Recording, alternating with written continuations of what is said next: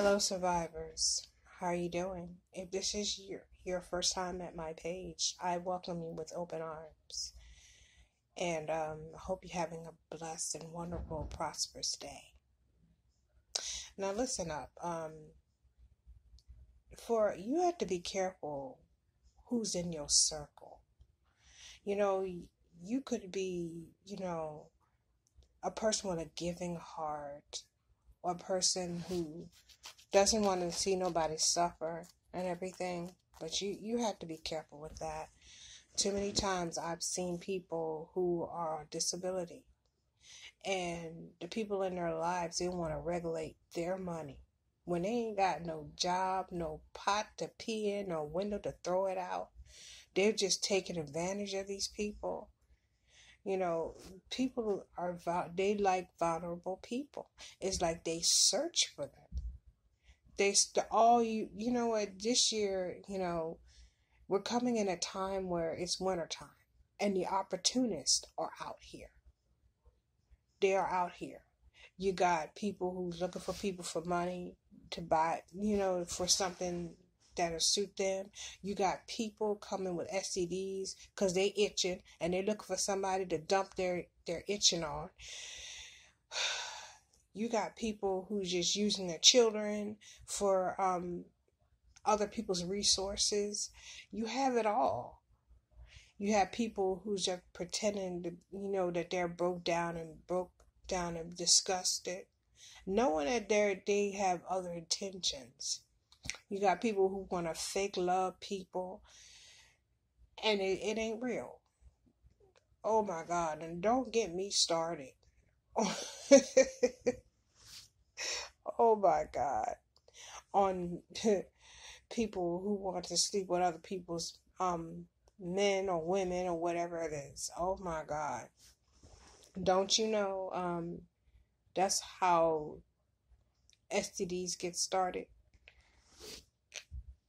I'm not gonna go into detail, but that's gonna be another segment, because it's really deep when I looked into I'm staying abstinent until the day I get married. It's really deep, y'all. And I just pray that you have a better day than what you've been having.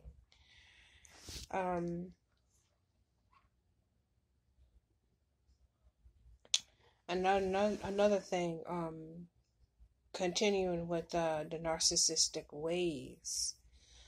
When I said that you have narcissistic people, knowing that their children are mean and evil, and as soon as to other people's children, as soon as other people's children dish things out, they're ready to fight the other parent.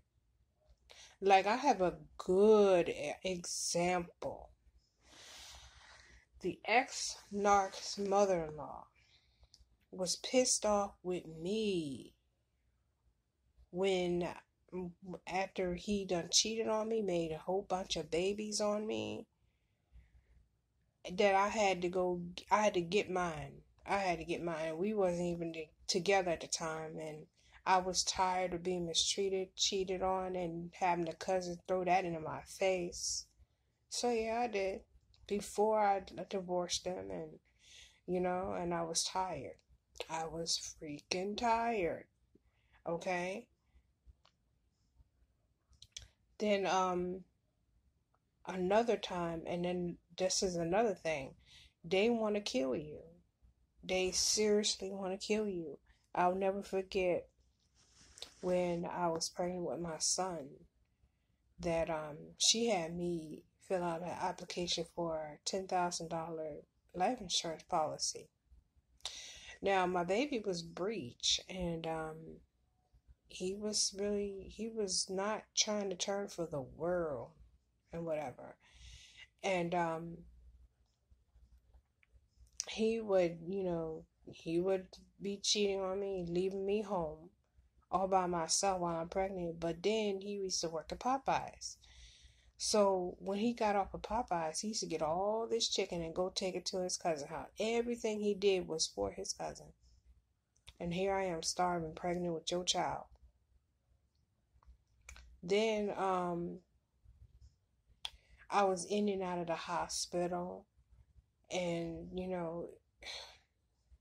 the last time I was in the hospital, they were like, well, if you keep swelling like this, because I had pre-eclampsia, and he was like, well, if you keep coming back, we're gonna have to induce your labor and just take the baby. So I didn't want that. So it was time for me to have him, because I was getting really, really sick. So then I go to the hospital, and I'm like, I'm not even in pain. I'm in there for 14 hours, and they were trying to, induce my labor, and they couldn't do it, and he just wouldn't come, and it was just horrible. Then they put something in my IV. Then I just zonked out. Next thing I know, I'm saying I'm seeing pink elephants, and I can't move them. I don't know what drug they put in my IV, but I was feeling good that time. Never did drugs in my life, and it was crazy. So then I goes into, I don't know what happened. All I know is I went into a seizure. And me and my son, our heart rate had dropped. So they had to rush me down there to get an emergency C-section and everything. And the doctor came out and said, it's between me and the baby. Now, mind you, remember the $10,000 insurance policy.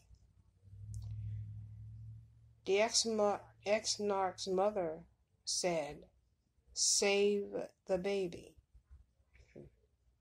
My mom says, save my child. She can always get another baby. Well, me and my son, we made it. But before then, the doctor just kept putting the oxygen on me. I just said, just let me go. Please just let me go. Nope. That didn't happen. That did not happen. And I tell you, that's a shame. When stuff like that want to skip you. Nope. I guess God said he has some work for me to do, and I'm going to do it.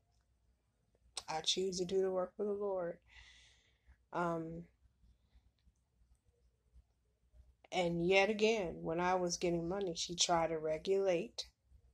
She tried to regulate how I spend it, what I spend it on, knowing she get money herself.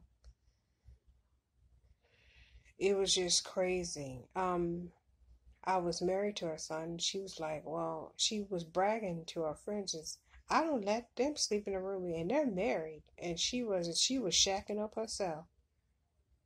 Then she had a little girl she adopted, and I said, you know what? Save yourself for marriage. That belongs to your husband. And she looked at her, even if you're married, that don't even belong to him. I said, you know what? This is a Jezebel spirit I'm dealing with right here. So she likes to ruin a lot of relationships. And another thing she loved to have his exes stay with her.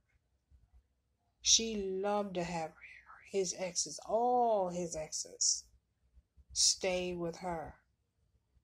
It didn't make no sense. It's just to cause trouble.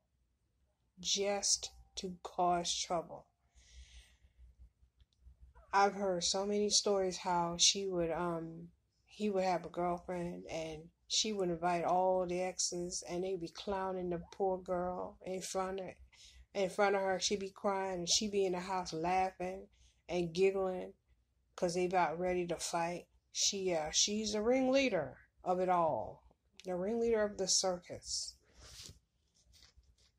Then it's a lot. She's a lot skeptical. She's very, very conniving and But what I learned, that don't make no sense. Then one day, she was in an argument with her boyfriend, and I was pregnant with my second son, and I was thirsty for some reason. Um, Something told me to get up and go downstairs. I go downstairs and I see all these candles in a spell book open. That woke me up real quick. I said, oh no, no, no. And then like I would see the shadow with this man in a hat. I didn't know what it was. And then she adopted another girl and she said the same thing. She saw a man in a hat. Okay. As I went upstairs and I went to sleep, I came back, all that stuff was cleared up and cleaned up or whatever. Now, as I got older, I realized that that spirit with the hat was the Hat Man spirit. And it comes from when people are doing black magic, some type of divination, like voodoo or whatever. She was into that because her bloodline was into that. That's a wicked curse. Yeah. So sometimes I would, just go away, and for some reason she would try to lure me back. I didn't know that's what it was. It was witchcraft. Okay. Everybody that she took care of has died in her house. Yes. She was very wicked. And always liked to play victim. Then she was stalking my son. She ain't seen my son in years, and then had the nerve to say she wished she took them. And she was plotting that too. Like one day, we were going to see their father in jail. Okay, I don't know why. And she was ironing something, and she put the iron up so he wouldn't touch it. So she told her boyfriend, do not put it down because it's still hot. He didn't listen, and my son burned his arm. Okay. So then when his father said, what happened? I said, this is what happened. And I told my truth. Okay, my mom comes down, right? She kept getting an attitude, walking back and forth, huffing and puffing, like a big bad wolf, with a excruciating voice. I cannot make this up.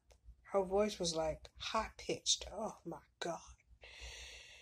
Then the next day she left for, maybe a couple of hours, and she was up to something. Okay, then she comes back and said, come on, let's go get some ice cream. Let's go to the buffet, whatever. So we go. Come back. There is a card for me. So then I talked to the lady. The lady comes and she was like,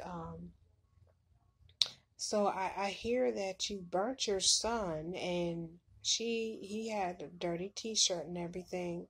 Knowing that I always kept my sons clean, gave him like little baths, put a little oil on him and whatever, make him smell good and whatever.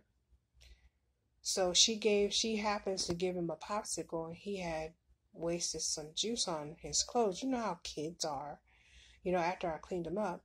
Then she lied and said he had a dirty t-shirt and I burnt him and all this other stuff, and it was a lie. And then she tried to say she was my mom. That's how crazy she was. Just to get my sons from me. Then one day she She said something that was so crazy. She's like, well, you and my son have something very special that I will never have. I will never forget that. I'm like, what is she talking about? It was just a lot. It was a lot. And I hope this helps someone. If this really helped you, just subscribe. You have any questions, my email is AnnettaDewitt8@gmail.com. Again, it's AnnettaDewitt8@gmail.com.